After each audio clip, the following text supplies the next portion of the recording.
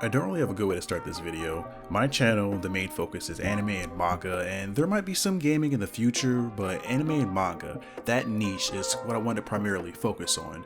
But there are some things that I do feel strongly about and that I want to make videos on, stuff like anxiety and depression. Now, I do believe that there are ways that I could possibly tie those two together, but the way my goldfish brain is, I feel like I would kind of get lost midway through and the video would kind of lose its purpose. So what I'm going to try to do now is restructure the video to where whatever topic I choose, we'll have the entire video dedicated to that, and at the very end we'll have anime recommendations based off that in particular topic. So let's say I'm talking about anxiety, well at the very end I'd recommend anxiety anime, animes that I think depict anxiety and, I don't know, words are hard, English 101. Anyway, let's get to it. It's on you. Can you handle us? So cool, baby, scandalous.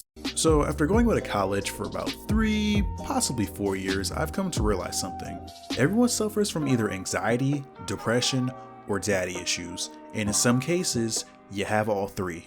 I feel like in today's society, we don't really talk enough about anxiety, depression, or daddy issues. Family and friends don't seem to understand or brush it off, saying things like, oh, well, I don't see why you have a reason to feel like that, or, you'll just get over it. And one of my favorites is when you blatantly express like discomfort or like, oh, I'm experiencing like these symptoms of anxiety or depression, and they bounce back and they were like, oh, well, when I was your age, I had depression, my dad left, my cat got hit by a car, and I got struck by lightning, but I just dealt with it and pushed through. And I'm like, okay, sure, good for you, you psychopath.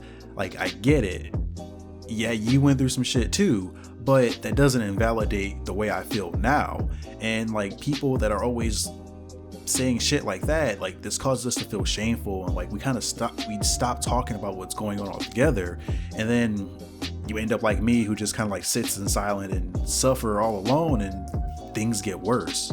So what exactly is anxiety?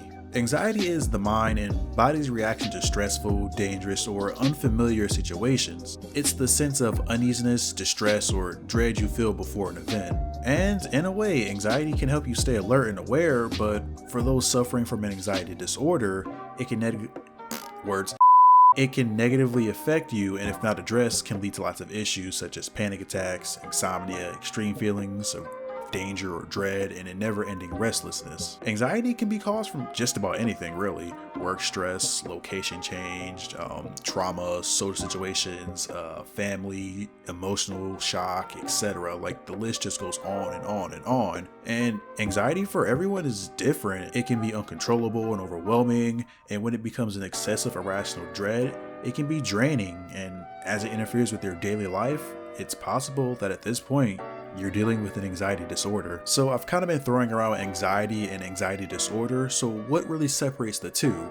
Well, like I said in the beginning, for anxiety, it's a normal reaction to stress and can be beneficial in some situations. Anxiety disorders, on the other hand, it's frequent, intense, excessive, and persistent worry and fear about everyday situations.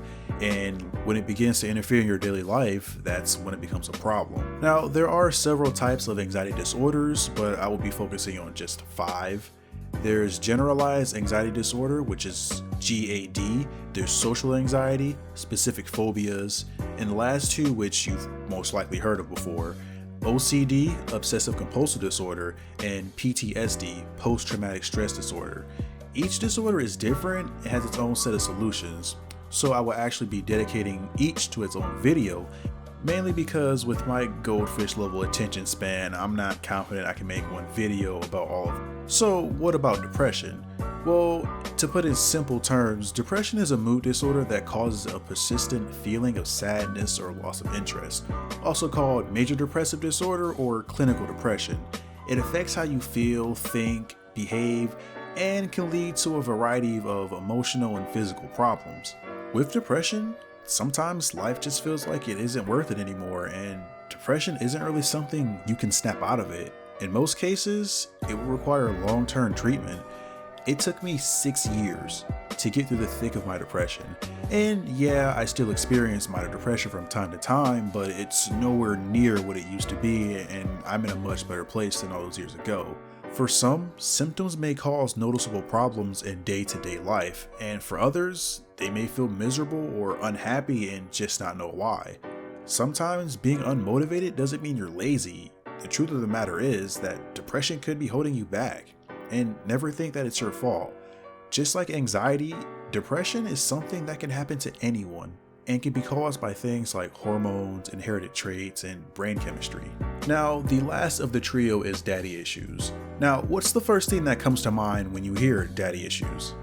You probably automatically assume a girl who quote unquote has father issues. Well, one thing to know is that both men and women can have daddy issues. Sure, most of the time that when the phrase is used, it's in correlation to women, but both.